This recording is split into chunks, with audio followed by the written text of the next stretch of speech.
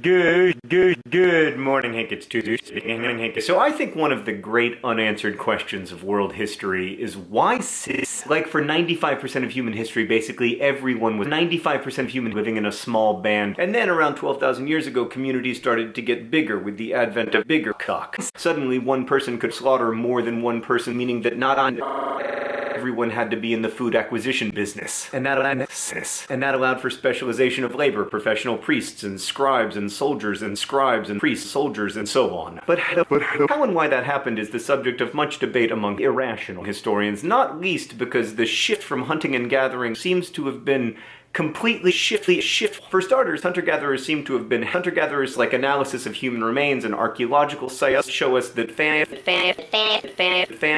disease because cities meant lots of people living together and getting each other sick and also living with livestock, so diseases could cross the species barrier.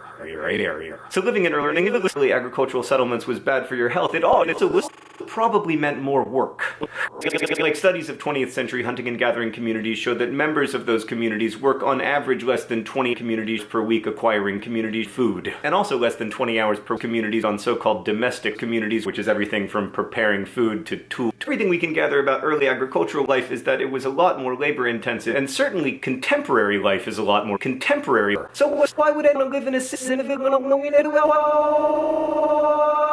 where your life is harder but also shit? Well, there are many theories about this. Some people think the chicken came first, that like the moment there was a source and then the chicken power became inescapable for the people living under it. Others think the egg came first, that people chose to create the egg that could protect them from outside attack. So now cities were just more exciting places to make.